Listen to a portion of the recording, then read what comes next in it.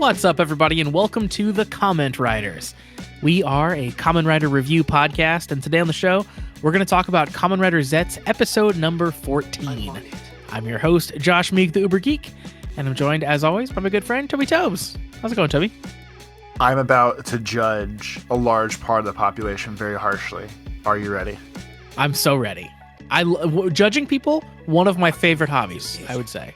What happens if you're judged in my upcoming thesis statement? I feel like I've been judged many times by your thesis statements over the years, so I'm used to it. I understand how to deal with it, and I'm ready to face that challenge headlong. All right, so in these parts, in this house, I'm somewhat of a Christmas light aficionado. Okay. Does that mean that you are good at putting them up, or you know about what looks good in a Christmas light? I feel like there's a certain level that if you're going to decorate, you should be decorating too. Okay. I don't do it. Like, my house is probably 50% okay of the strict guidelines I'm about to throw out there for people. But I have some thoughts. All right, hit me. So years and years ago, the local morning newspaper here used to always have one of their beat writers be like, hey, here's the best 25 Christmas houses in your area this year. And the person would go through this big write-up of this is why this house is nice, this is why this house is nice. And these houses were always the ones where you drive up outside and it says, turn to station 98.9, and the house syncs up with the music and shit like that. Uh-huh, those are always fun. Yeah, so newspaper used to do it for years and years. And then at one point, I was like, I should keep track of where these houses are. So I think 5 or 6 years ago, I started my own Google map of houses that are good, bad, or tentative. I had not seen them yet. So off of this list that's built year after year, at some point the newspaper stopped doing their own articles. And now I have to rely on a dumb local blog that's like, hey, if you have a house that has lights, submit them to this map and we'll just throw them up there. So from all the Christmas lights going in general, loving to drive around, look at people's decorations in the first place, there's some things that drive me nuts. And I think the main one, if not two, are, A, if you're going to decorate, you have to actually decorate your house. Because there's people that will have a red strand of lights and a blue strand of lights, and one will be wrapped around half of their banister, and one will just be draped across a bush. And that'll be their Christmas decorations. That drives me freaking insane because I don't know why you would do that. But what do you care? So, and I don't, because I do, but I don't. Because I'm very good in my own brain of trying to juggle both sides of everything. And I just don't if in my head I'm if this is how they want to decorate, I really shouldn't care. And I get that. But it seems crazy to I don't know why you would decorate your house by just throwing a random string of lights in a bush and just calling that a day. You think that that's not worth the effort they put into it, and they might as well not have done anything? I guess so, because it's not really effort. I guess that's the first statement. I guess here's my thought. The cool houses sync to music that go crazy, those exist. So why do I care about the ones that didn't do a good job? I'm just gonna drive past them to get to the good houses. And the sync houses might be too far too, because the most fun houses to walk to go to drive by whatever are the ones where they gave up all of their yard this year for plastic blow mold ornaments, statues, massive inflatables. There's 3 houses that let you tour around the outside of their house because there's so many things. And I enjoy doing that, but that seems on the other side of insane. But that's yeah, it is very insane. But I don't know, there's something very I'm not a Christmas person. I don't like Christmas as a holiday generally, but the idea of Christmas lights is pretty fun because it's the one time of the year that people really tackily decorate their house and their yards and stuff, and I think that that's interesting and fun. Because like if you think about Christmas lights, they're so tacky. Like people try to do like, oh, these are classy lights because they're all white. And I was like, yeah, but you're still hanging colored lights out of a tree limb. Like it's ridiculous at a But it core highlights the concept. tree. Yeah, but like but it's dumb. Like and we should embrace the fact that it's dumb and silly, which is why I like all the crazy colored lights and stuff. But anyway, but the idea of like you made a cool like light show presentation time to music and all your neighbors come by and watch it and like tell you how cool it is like this weird like instance of creating art at a local level that you don't get anywhere else in life. Like like you know what I mean? Like you're not like picking up your next door neighbor's novella and reading it in an hour and being like, you know what, Jim? Knocked it out of the park this time, right? Like but you are doing with Christmas lights, and I think that's cool. That seems fair. Yeah. I was wondering today because like the one that did the sync to the music thing, it was in a very classy neighborhood, and it was funny because the house across the street from them had nothing. But I was thinking about it, and like, so that like the sink house even had a light up sign that said like tuned to 98.9, and I was thinking like if I was the neighbors, I might like avoid the front of my house, not see the front of their house, but B, like I think I would just leave that radio station on all day in the house. So if I looked outside, it wouldn't just be like a seizure of lights. It would actually make sense all the time. And that Yeah. seems like a more fun way to go with it. Sure. Yeah. Every house that lives next door to a, crazy music lighthouse around here seems like they just hate everything because there's like constantly cars blocking their driveway and like constantly like 20 extra people in their neighborhood because everybody's driving around to see the lights and stuff. And so I feel like the vibe for like the next door neighbor houses are either we're insane too, so there's two houses in a row, or it's like, oh my god, let Christmas be over so we can get into our driveway again. And then my other inflammatory statement, and this is the one that my house is partially to mainly guilty of. The other thing that is infuriating to the eye, at least for me, with my wildly discerning taste, the people that if you mix like 7 different types of things across your front yard as decorations, that's too busy, and that kind of drives me nuts too. It might be like give things in me my an brain fire. example. So like they'll have white icicle lights across the roof, and then they'll have the classic like multicolored lights around the hand railing, and then they'll have like 2 non-light up, non-inflatable deer next to the driveway, next to a giant 20-foot inflatable Santa Claus, next to a 3-foot blow mold snowman, next to an animatronic something else.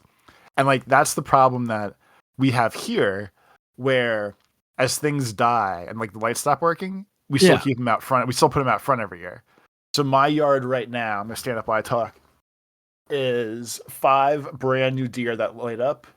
There are 1.5 out of 5 deer that are half lit because they're dead from the other year. There's a sleigh that's lit up, and there's a couple animals that are lit up, but not everything lights up. And I'm trying to figure out how to fix some of these things around here even, but it looks kind of crazy. Like it looks insane. And those people drive me nuts too. And that's I'm okay with that because again, like I think that lights in general are insane looking and ridiculous and stupid. So if they're all mix and match and everything's crazy and nothing lines up, I feel like that just like adds to the aesthetic that I'm into. I feel like you have to commit.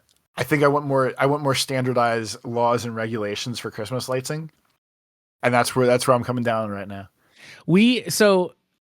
I've multiple thoughts about that. One of them, I feel like Christmas lights are already becoming too like regimented and standardized because I don't know if this is a thing around you, but around here there are companies that install Christmas lights for you, so you don't have to climb on your roof and do it. They'll come do it. And that's who I want to call every year, because every year I go on the roof to hang icicle lights. Uh-huh. I think I told you when I did it this year too, and not so much this year, but other years. I always start on the low side of the house and I finish on the high side. And the high side is probably like 20, 25 feet in the air on top of the driveway.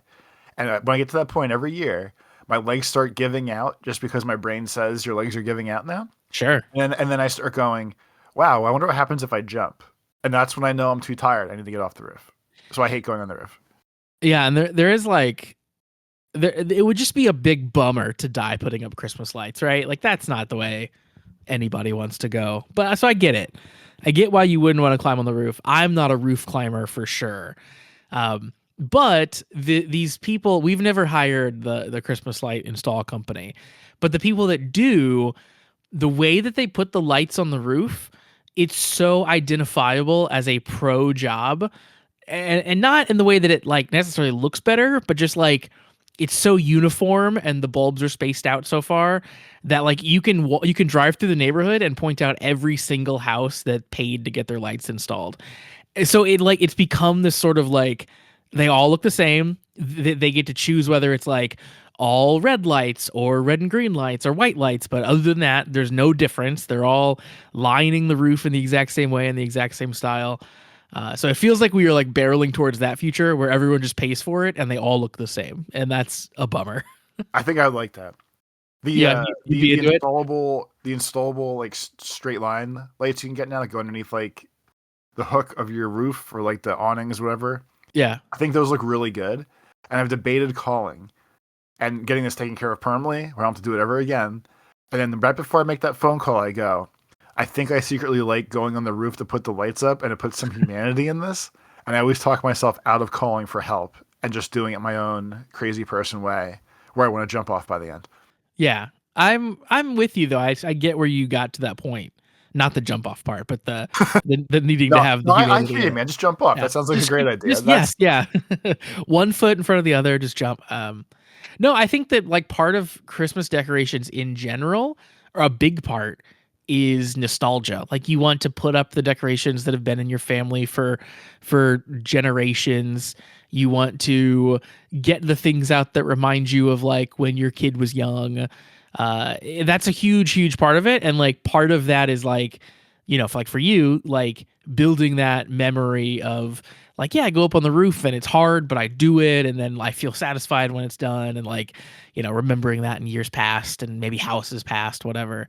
So yeah, I think there needs to be a human element in your Christmas lights and your Christmas decorations. You need to have a hand in it yourself for it to like mean something and for it to matter. Yeah.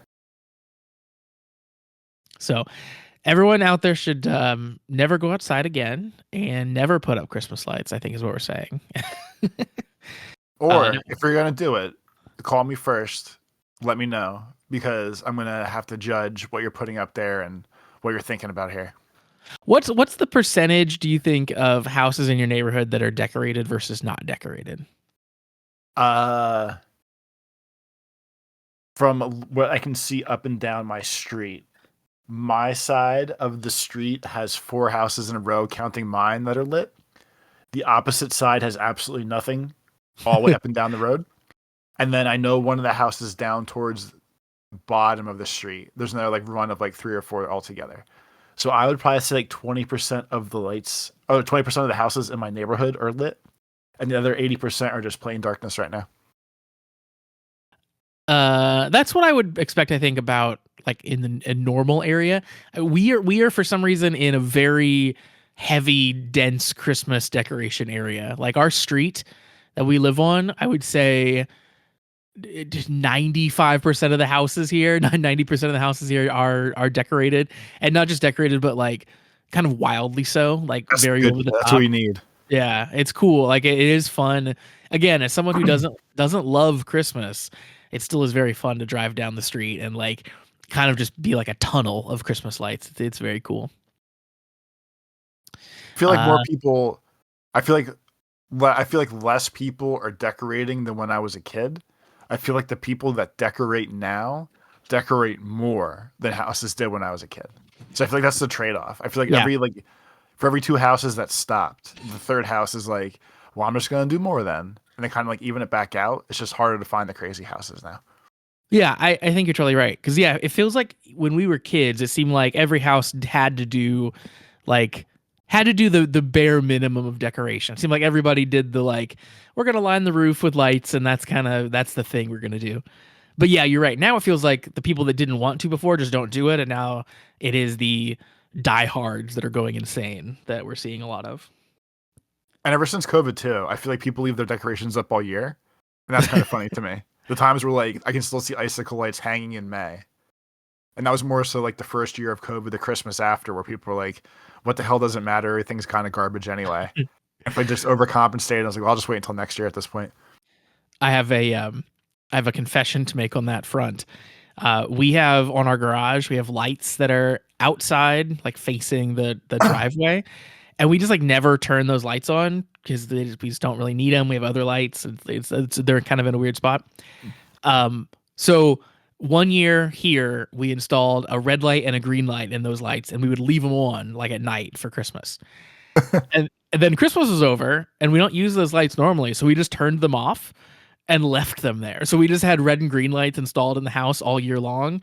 We just did never use the lights unless it's Christmas time, and that's been running for like 3 years now. fantastic. So we've really cheated the system here. That first year, it was so fun realizing, oh wait, those lights are still there. We can just flip this light on now. Instant decoration. We don't We're have so to- funny. we pulled off a good scam. Yeah, the full year. Toby, speaking of good scams, we should probably stop scamming the people and talk about Kamen Rider at this point. I guess so. it is that time. Today on the show, we're going to talk about Zeztz episode 14, and this was a weird, confusing episode. So I'm excited to talk through part of it with you because, yeah, it's a weird one. We get like kind of revelations, but more just like hinting at a lot of stuff. So if you remember from last time around, Baku created a black hole and got sucked into it. And we basically resolved the black hole situation without much trouble here. So Nem is inside the black hole. It wasn't even a problem at all, some would say. Yeah, not a problem at all. Nim catches him, and he's in this like weird dreamscape where there's like silhouettes of people floating around. And he realizes that he's trapped in his own dream, and he gets a call from Zero, and there's a joke about him still getting cell reception in the black hole, which I think is pretty funny. Yeah, and like, what I want to know is what service provider does Code use or that they're using, because I barely get reception in my house when I am 50 feet away from a cell tower. And there he made his own black hole, warped into a different universe, most people would say. And then he just like, the phone rings clear as day. He can get the mission that he needs to. He says, "Hey Zero, how's your day going?" "Okay, mine kind of sucks. What's up?" And then it's not even a thing. It's the craziest, like not an issue. I feel like the show's done in a very long time. Yeah, it is so funny they made this a cliffhanger because he literally gets caught by his girlfriend and then stands up and takes a phone call. Like it is the most ridiculous non scary thing to get resolved after a cliffhanger. But the call with Zero is a little scary, Toby, because Zero tells him that he has a new mission, which is to eliminate the enemy. Baku questions him on who the enemy is. He says Nox, and then Baku is kind of confrontational with Zero here. He's like, "Yeah, who is he? Why can he use capsims? Why do you let me blast myself through a different universe?" And you're kind of being a dick about it. Exactly. Zero kind of just tells him to focus on the mission and good luck, and doesn't really give him too much to go on. Baku then is wondering whether he's being tested by his own mind because he's trapped in the dream world here. Nim asks Baku what the first bad dream he ever had was, and the beginning of the crazy really starts here. So we get transported back to Baku's bad dream, essentially. And it's a rainy day, and they see a young Baku on his way to school, I guess after school. And it's raining, it's pouring, he has an umbrella, and he gets struck by lightning. the first of many attacks, or whatever you want to call it, in his life. Yeah, acts of God working on him. Baku tells us that was when his bad dreams started. Which, yeah, I guess being electrocuted and nearly being dead would probably cause some bad dreams. Back in the real world, we see Zero in Baku's room. He's coming out of the closet. Minami, the sister, is watching over Baku, and Zero says he needs more time on the mission. And of course, but Baku's sister is kind of incredulous that all this is happening, and Zero kind of assures her that this mission is going to, protect the world, basically. It's kind of cool that like of all they've had multiple interactions now, Yeah. sister and Zero, and it seems like no matter how many times they have it and how much more they trickle feed us, hey, he told her this as part of this, or they did this today, or whatever. Like, she really doesn't seem impressed or amused at all by any of this, and she No. seems way more like pro. Hey, you're fucking with my brother. I don't really like any of this whatsoever. Just so you know.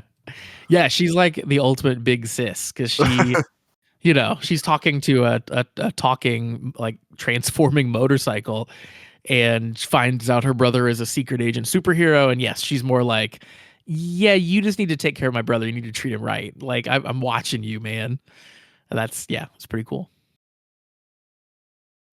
Back in the dream world, Baku and Nem follow the young Baku he goes to a cram school. They follow him to cram school, which is, I guess, usually like after school. It's additional like tutoring to help get you ahead.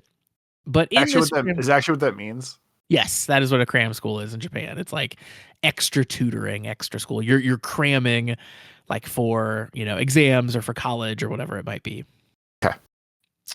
But at this cram school, this is a little bit different than a normal cram school. They see as they go in. All the kids come in and sit down and put headphones on with like a tablet in front of them, and like pretty quickly, like kind of fall asleep, go into a trance. So it seems like these kids are actually being like brainwashed or manipulated in some way.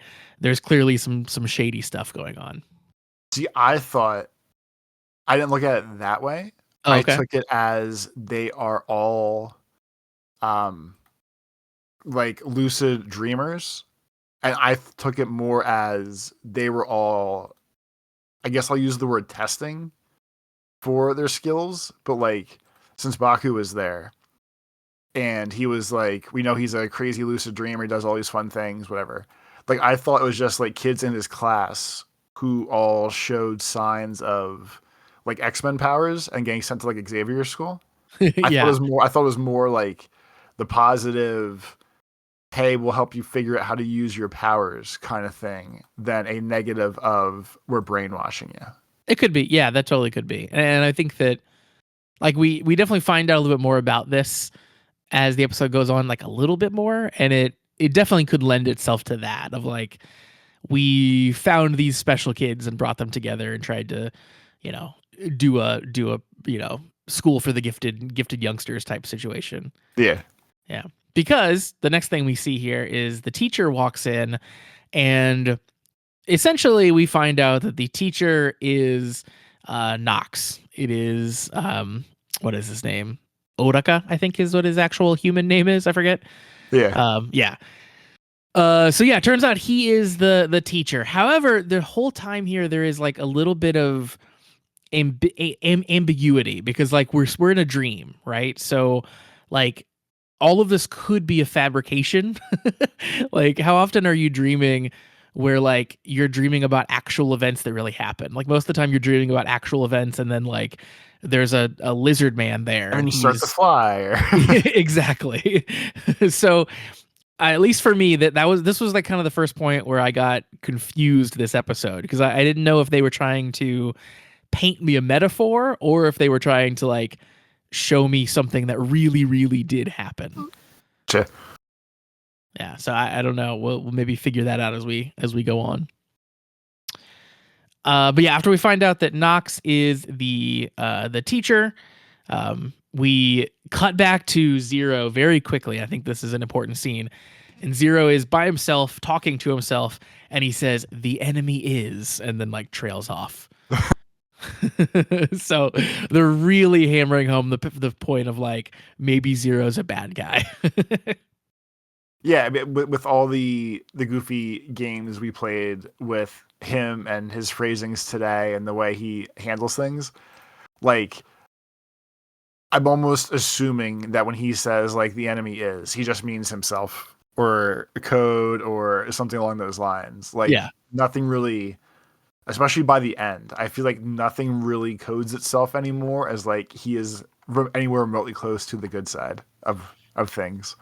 Yeah, I think there's a lot of interesting coding in this episode for characters, and we'll get to that in a second. But yeah, there's a certainly a sinister edge they're painting on Zero right now. And increasingly, Nox is seeming like less of a bad guy, like as scenes go on.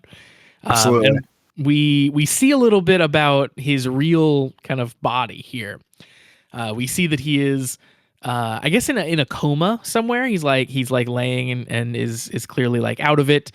And then we cut to him in the dream world. They obviously have different hair. His real hair is not kind of the crazy swoop that he has when he's Nox. But we get to see him more in his dream version of himself, and he's walking into the cram school that we saw that Baku was at earlier. So they're doing the same thing, having the same dream, investigating the same dream spaces. It's not super clear, but they are at least in the same place. I mean, it seems very much like because they're both tied to, I guess we'll just call it code in general.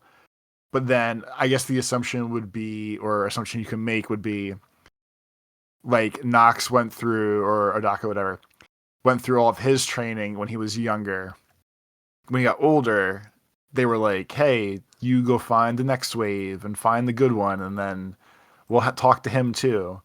Because, like, it's kind of hard, at least visually sometimes, to think that Nox and Baku aren't the same age, because they're both very young actor boys that look very samey in age. But I guess if Nox is actually supposed to be 20 years older than him, or like 10 years older, or at least like an adult to his kid, it seems easier. Like we just go down the lineage of, oh, the old code person, when they retire, something bad happens, whatever, they just train down, kind of deal. Yeah, I think for what's worth, I think that Nox does read as older than Baku. So like that made sense when he walked in and was the teacher, I thought, in the flashback. But yeah, it seems like that is maybe the case here. Nox in the dream he's like very intensely tracking someone in this next part of the dream. He's telling someone to show themselves. He's shooting at them when he thinks he hears something, and we get to hear a voice talking to him. That says he won't ever disappear because Nox is afraid. Nox says he's not afraid. So we don't actually get to see who it is, but we do get to hear the voice. And then, I guess, cutting forward a little bit, Baku eventually comes into this scene, and we hear kind of the voice. Nox like turns to face the person that he hears, and instead we see Baku. So I think we'll talk to how Baku got there in a second, but I think that is super interesting that they are framing Baku himself as the bad guy, essentially, like tying him directly to that sinister voice. I mean, or I just took it as, or at least like the general vibe to me was, I guess, like Nox is so broken that the reason they're doing the vague, well, who's the enemy? Like they're both could be getting the same mission kind of thing, where Nox's nightmare is whoever the new code agent is, and that's the enemy kind of thing. And then Baku's obviously going after Nox because he's being told, hey, he's the bad guy, even though he doesn't present as really the bad guy anymore over the past couple weeks. Yeah, it could be. Yeah, you're totally right. It could be everyone assuming the wrong person is the bad guy, essentially. But yeah, leading up to how we got those two together, we do get a brief glimpse in the real world where Nazca and Fujimi are, trying to still track things down, following up on leads, and suddenly they say that it's noon, should be midday, but it's dark outside. And they instantly blame that on a black case. Then back in the dream world, Baku watches the students leave after the class that they watched, and the teacher Nox tells Baku he'd been working really hard and was getting good grades lately, and kind of compliments him. What a good kid. They try to follow Nox out the door, but instead they end up transported back to the beginning, where they saw the lightning strike happening. It's pouring down rain again. Baku thinks that something has been erased from his mind, like he's been, manipulated in some way. He thinks back to when Nox told him that which inconvenient truth loves most is darkness. And then this scene was crazy, but really epic. I liked it a lot. So it's storming. Nem goes out to kind of comfort the young Baku who's crying in the rain. And Baku, things start happening in slow motion, essentially. And Baku goes out and he holds up a capsum, an empty capsum he has, holds it up, and lightning strikes the capsum. Young Baku disappears, Nim falls backwards, and Baku, he gets this confidence about him that he didn't have before. And there's a bit of a monologue about basically making bad dreams come true, or essentially embracing bad dreams. So I don't know. I think Baku seemed a little evil here in this one for me. Yeah, basically I feel like part of it is just maybe his rage in his past 24 hours. Yeah, kind of deal, or him never being able to get straight answers about anything along those lines. But yeah, when he came back out to little kid him the second time, and he seemed extra irritated or motivated or whatever, I thought he was gonna start going evil then. And especially when Nox gets to drop all of his vague, oh, the nightmares do this and darkness does this, blah blah blah. And the more frustrated and that Baku is getting with his situation at the moment, I feel like Baku's turning into the evil, and Nox is still doing the proper thing of trying to help him, which at this point he might have been trying to help him the whole time and just doesn't know how to properly, or something else. But by the end of this, I don't believe at all that Nox is actually a bad person. Yeah. I don't think that they want us to believe that. Yeah. Yeah, I'm pretty sure he is fully, he might not be the best good guy kind of thing, but he's absolutely not actually a villain. And if he somehow turns out to be the final boss at the end of all this, that would be insane to me, because they've completely swerved, I feel the way his character is supposed to work for that to be the end result. I think he's pretty quickly gonna become a good guy and team up with Baku and go against Code. Because totally. Because if nothing else at this point, we're not even remotely floating anything else different to be any sort of villain or evil in this show. Yeah, there's two entities, and one is a robot that just tells you what to do and doesn't care if you die, and the other is a angry human that worked for the cranky robot.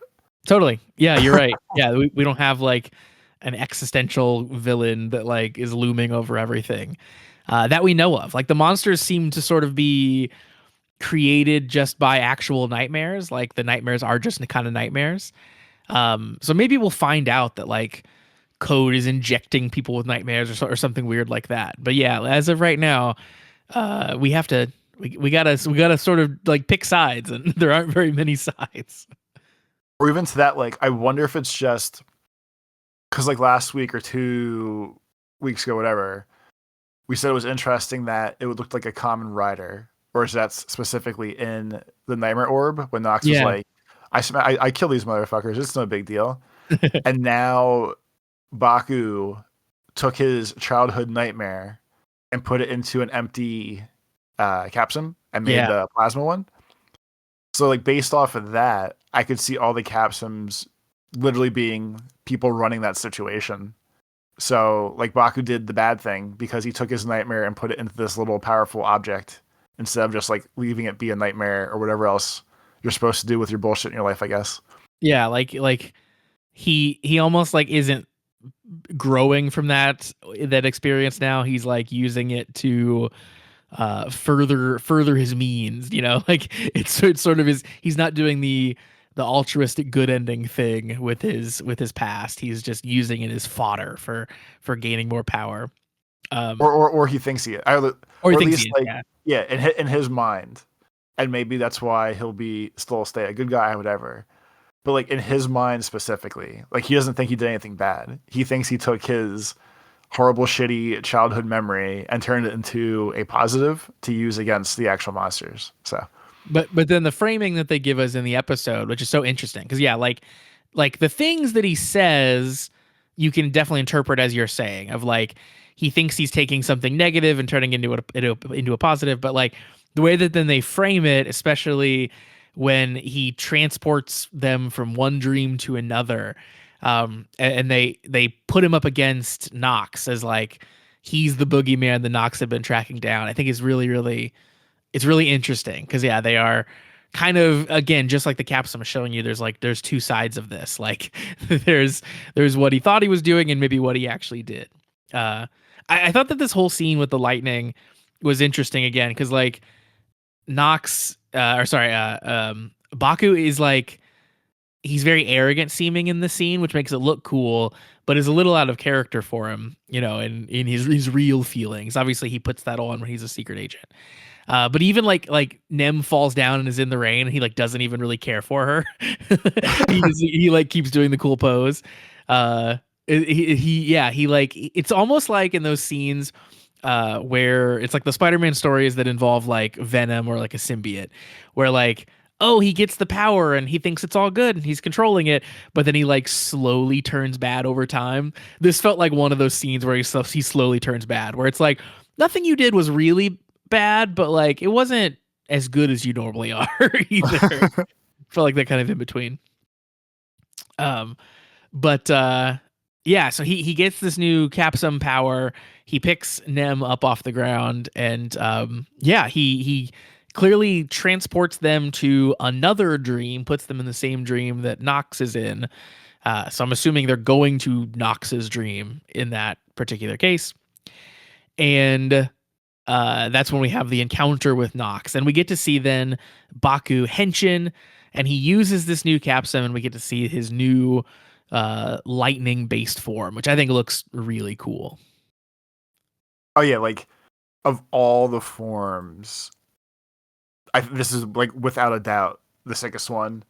For whatever reason, like the tealy blue horn pop just looks so fantastic to me on like the plasma gold shiny whatever. And I feel like this is a little early for what feels like a final form or like a super powered form. Yeah, this isn't But probably isn't a final form. This is just like the first power up, really, like the first like better than the your next face. step up, yeah. Yeah. And it's awesome. Like the entire fight that he does with it, for whatever reason, in general, like when media does it, like he's doing like crazy fast magic power things, and does the crazy like audio dropout, or like the audio like wobbles because it's so quiet, and he's like ripping sound barriers, or is like the effect I guess they're going for. But that kind of shit is always like so cool for me when it's like add hype, I guess, or intensity to the situation. So most of this fight was a lot of that in different ways. So it just seemed like he was like beyond powerful at this point, and especially since his power is effectively that stupid one that many bad guys usually get, where it's like, I move too fast for you to even do anything to me, so I'm just gonna kick your ass now. Yeah. I have the flash powers, and you're standing still, and I'm running around you in circles. Yeah. They did make that power. They shot it well, made it look cool. I think everything he does that's kind of like lightning strikey here looks very awesome. I was thinking about these suits, like all of the various colors of and styles of Baku's suit that we've seen so far with the different capsums. Nox's suit, they are getting a lot of mileage out of like a plain suit without much bolted onto it, but just like strips of color. Like everything is sort of like really like pretty minimal in terms of like, we're not getting a lot of like armor pieces, or like if you think back to like Geet's forms, some of those had like giant shoulder pads and stuff, and we might get to that point here, but so far they've done some really cool stuff with like pretty minimal changes to the base costume, and I think that that's pretty impressive. Yeah. During this fight, Baku is kind of forced to dehension. It's like the capsum kind of like fritzes out, sort of like the bad dream tries to escape or something like that. Nox, of course, has some harsh words about the power of bad dreams destroying you. But Baku, shoves him up against the wall and wants answers, wants to know about the school, wants to know, what was erased from his memory. And we hear Nox to say like, "Oh, you're remembering things. Oh, okay," and basically confirms that like a quote deep darkness was erased. And then later, as they finish out the scene, finish out the episode, they specifically Nox points out that like Code was involved, and Code's plot turned their lives into, again, quote, one big bad dream. Yeah, I think Nox is onto something. as he rests in his IV supported drip coma. Yeah, I think he has some good ideas here that we should have been listening to from the beginning. yeah, things certainly seem a little fishy from the Code standpoint.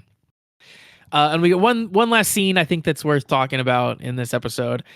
We get to see Baku's sister and Zero one more time, and this time Zero. I guess Baku's been asleep for 16 hours at this point, and Zero tells the sister that Baku's mission is to eliminate the enemy, and the sister instantly gets mad, says, "Don't turn Baku into a murderer." She slaps Zero, and basically says, and she didn't just like slap him. She like hauled off and smacked the shit out of him, and I thought it was awesome. And then of course she did like the ow a little bit after, because that's what you have to do when you slap a metal robot. But I thought it was awesome that like, well, like even when like Zero just walked through the closet door to go bug her in Baku's bedroom, I thought it was wild that like the worlds are so merged together now that he just kind of strolls out into their house and he's like, "Hey, sister, yeah, your brother's still good, blah blah blah." But the fact that like she, like I said, was that she's so like, "Stay the fuck away from my brother" kind of thing, that she basically punched a metal robot in the face is pretty legit for someone that's just supposed to be like obviously a plain human. Yeah, she's ready to stand on business about this. And like it's cool too, because she knows Baku is like the secret agent superhero. And I love that she still is like, no, you're confusing it. He doesn't want to hurt people, he wants to protect people. Which again, like the core to the essence of what is a Kamen Rider. It's like about protection, it's not about power. So I like that she's the one who's echoing that, while Zero's trying to sort of like, morph and skew the image a little bit. I really, really love the interactions between these two, and she is like far and away, I think, my favorite character in the show so far, because she's just so ready just to go to bat for her brother. She's all about business. Yeah, exactly. And that concludes our episode. So yeah, one that I think for me was certainly a little confusing. Not that that's necessarily a bad thing, but like there were definitely a lot of questions of like, is this real? Is this dream fabrication? Obviously, they raise a lot of questions about Code and who's the good guy, who's the bad guy. But I think most importantly, I'm really interested in a lot of the like imagery and kind of thematic ties that they were doing here to like insinuate that Baku was becoming more evil over time. I think that's cool, and I'm really excited to see where they go with it. But yeah, certainly an episode I think that raises more questions than it answered things, for sure. And like it was, compared to some of the other ones, it was very bottle episode-y of, sure, like we knew that Baku went through the black hole, hey, we can still talk to you there, everything's cool. But it was basically just like running a loop in the same building with the same people of like, this is a nightmare, what the hell's going on here? And this felt way more like a Nox episode than it did like a Baku episode. Other than like Baku getting his super magic power deal. This was also the first episode in a while that wasn't the like two-parter we're focusing on a specific nightmare. Like we're breaking out of that trope to further the story in a real aggressive way this time. So definitely like a turning point in the series for that. But certainly a fun one, and Nox is my new hero. I agree. Nox is great. Yeah, I continue to really like Nox. Let's jump over. We have an email this week to read. Our email address is cast@commonwritersucks.com. Once again, that is cast@commonwritersucks.com. If you want to send in an email, our email this week comes in from our friend Jordan. Excuse me. Jordan says, Plasma, Booster, and Baku's childhood. With this episode, we saw the introduction of the Plasma Capsum. I just wanted to note that Baku used the blank capsum he carries around with the camera to create it. Zeztz also gains access to a new weapon, the Inazuma Blaster. Next, let's address the fact that Baku and Kensai have actually met before. So that's Baku and Nox. We know that 3 years after Kensai told Tetsuya about the nightmares, he resigned from the police force and became an agent for Code. I'm proposing the theory that those special classes Baku attended were set up by Code to search for potential future agents. So that's kind of what you were saying earlier, that it's like, oh, these are the gifted youth, and now we're in special code class, and we're going to make you all code agents. Yeah, Professor Z got this. Yeah. Jordan says this is on the basis that the time frame of Kensai quitting the police force and becoming number 4 would line up with Baku being in cram school. Lastly, it seems that toys reveal the upgrade for this season is going to be the same type as Boost Mark II and Laser Boost from Geats, as in Plasma will serve as the foundation for another form, this time being the Booster Capsum, the one that Zero is contemplating whether Baku was ready for or not. So that's interesting. We'll get doubled up. I'm excited for the first toy, and I have not really looked at the toys to know if this is out there or what it looks like. But I'm interested to see the first thing they do that bolts on to the driver. We always get to that point. I'm just it doesn't go in the normal hole. It goes on top, and then it has this other gimmick to it. I'm excited to see what they do in that front with it being on his chest. I think they're much more limited with that if it's right on your chest, but maybe not. Maybe they'll go crazy. I guess we'll see. Jordan says, on a final note, after seeing what's in store for next week, I think all these events might be leading up to Baku either rebelling against Code and becoming a rogue agent, or Zero having a change of heart and the beginning of Code's reformation. That's all for now. Good night, everybody. I hope personally, Toby, that after kind of the evil organization blue balls I got from Gotchard, where it was an evil organization, but we didn't really ever get much story around it. I hope that we can get a good evil organization story this time. I want Code to be evil. I don't want them to be reformed until the very end. I want them to be evil, dark, pure all the way through. I mean, it does seem that's specifically where we're at, and I would be shocked if that wasn't what happened. We seem like prime in that area right now of just keep letting this rip the way it's going. And even though we see it coming that Code could be the actual evil, we're all here for it. Give us our gold here.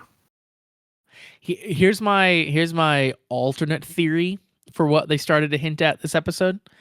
I don't think that this is actually true, but what if it was? This would be amazing.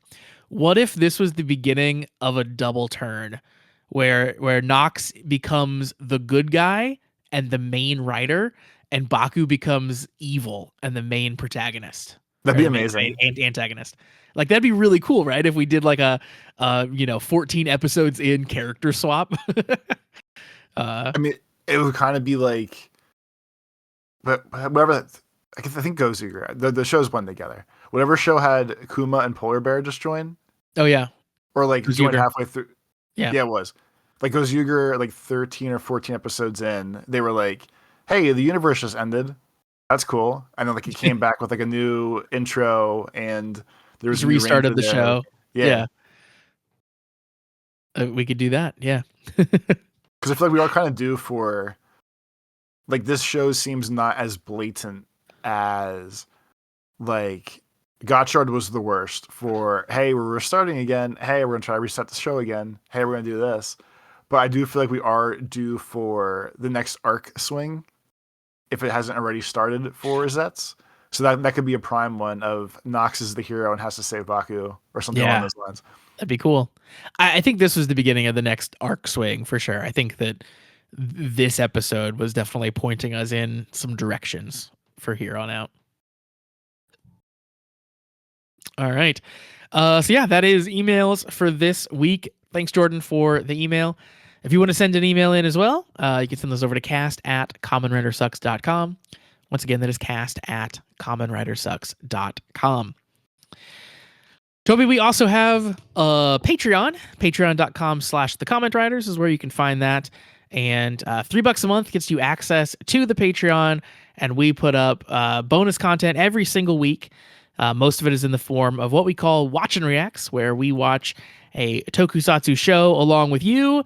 And you get to hear our chatter and our jokes and our conversation through it. It's like watching videos with buddies. And we've watched a ton of stuff that is all up on the Patreon for just $3. Gets you access to all of it. We are currently watching through Goes Yuger and Boon Boomjer. So if you are interested, or sorry, not Boon Boomjer, we've watched that in the past, but Don Brothers, speaking of shows blending together. So yeah, if those interest you, you can check those out that are currently ongoing, or you can watch through X-Aid, which we've finished all of, and Black Sun, and so on. So lots of stuff up there to check out. You also get access to the Discord and the Patreon. You can talk to us all week long. And if you're not sure you want to quite commit yet, we do urge you to follow the Patreon for free. That gives you access to the first 3 episodes of every show that we've watched. And we do post things occasionally for free users as well. So you can still check stuff out on occasion, see if it's worth your money or not. Yeah, just the other day, I realized that when I posted the new episodes of a bunch of shows, I marked them as free and not paid. So even then, you might strike when the iron's hot if I fuck up doing my Patreon posts, and you might see a new episode for the hell of it.